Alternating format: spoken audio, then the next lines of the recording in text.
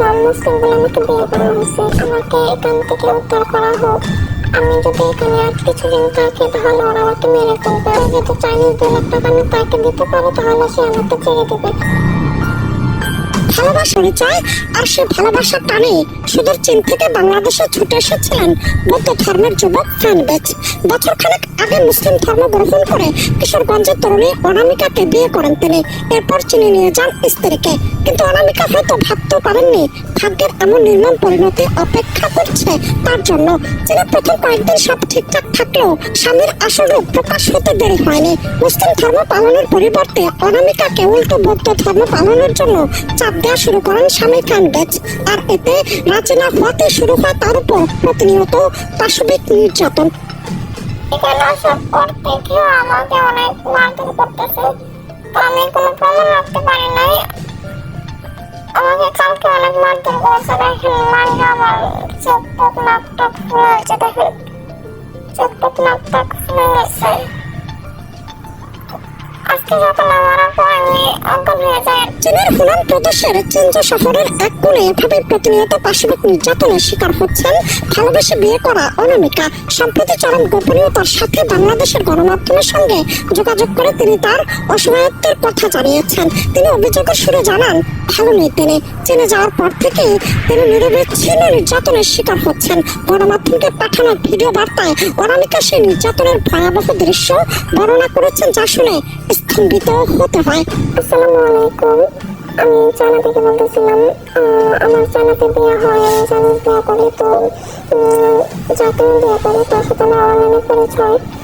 তো তিনি আর কি বাংলাদেশে যায় আমাকে বিয়ে করার জন্য। তিনি বাংলাদেশে যাওয়ার পরে আমাকে বলে সে মুসলিম, নন মুসলিম বলে আমাকে বিয়ে করা হয়েছে, কিন্তু সে মুসলিম ধর্ম পালন করে সে আমাকে বিয়ে করছে। বিয়ে করার পরে 1 মাস পরে যখন আমরা চায়নাতে আসি, আসার পরে দেখি সে মুসলিম না, সে বৌদ্ধ। তো আমাকে বলে যে তার ধর্ম নিতে, কিন্তু আমি মুসলিম হতে আমি বৌদ্ধ হতে পারবো না, আমি বৌদ্ধ ধর্ম নিয়ে নেয়। তাই সে কারণে আমি আসার পরে 1 সপ্তাহ ভালো যায়। 1 সপ্তাহ ভালো যাওয়ার পরে সে আমাকে তার পরিবার সহ আমাকে আমার উপর খুব নির্যাতন করতেছে, ওরা প্রতিনিয়ত আমাকে মারধর করতেছে। তো আমি এই পাসপোর্ট যখন আমার কাছে ছিল তখনও আমাকে অনেক মারধর করছে, আমাকে অনেকভাবে টর্চার করা হইতেছে। তার স্বামী ফ্যানবেজ প্রতিনিয়ত তার পাসপোর্ট কেড়ে নেওয়া এবং জঙ্গলে ফেলে দেওয়ার হুমকি দিচ্ছেন। নির্যাতনের এই ভয়াবহ হাত থেকে যে কোনো মূল্যে বেঁচে ফিরতে ব্যাকুল অনামিকা। শুধু শারীরিক ও মানসিক নির্যাতনই নয়, স্বামীর কাছ থেকে মুক্তি পেতে অনামিকার কাছে চাওয়া হচ্ছে মোটা অঙ্কের মুক্তিপণ। তার কাছ থেকে চাওয়া হচ্ছে চীনের 2 লাখ টাকা। টাকা পরিশোধ করলেই মিলবে মুক্তি। এমন যে বিদশার মধ্যে রয়েছেন বাংলাদেশের এই তরুণী। আমি যদি এখানে আর কিছুদিন থাকি তাহলে ওরা আমাকে মেরে ফেলবে। আমার হাজবেন্ড আমার কাছ থেকে পাসপোর্টটা নেওয়ার জন্য অনেক কিছু করতেছে। পাসপোর্টটার কারণে সে আমাকে প্রতিনিয়ত প্রত্যেক দিন মারধর করে আমাকে সে থ্রেট দেয়, যদি আমি তাকে পাসপোর্ট না দিই তাহলে আমাকে নাকি পাগলের ইঞ্জেকশন দিয়ে রাস্তায় ছেড়ে দেবেন এবং কোনো একটা জঙ্গলের মধ্যে নিয়ে ছেড়ে দেবেন। এটা আমাকে অনেক রকমভাবে ভয় দেখে আর কি। তো তিনি বলছে যদি চাইনিজ 2 লাখ টাকা আমি তাকে দিতে পারি তাহলে সে আমাকে ছেড়ে দেবে, আর না হয় সে আমাকে এরকম আমার উপর এরকম টর্চার করতে থাকবে। সে বলে যে সে নতুন আরেকটা বিয়ে করতে চায়, সে চায় না যে আমি তার সাথে থাকি। সবচেয়ে উদ্বেগজনক বিষয় হলো অনামিকা স্থানীয় চীনা পুলিশের বিরুদ্ধে অভিযোগ এনেছেন। তার অভিযোগ, পুলিশ তার সমস্যাকে গুরুত্ব দিচ্ছে না, যা অভিযুক্ত ফ্যানবেজকে আরো বেপরোয়া করে তুলেছে।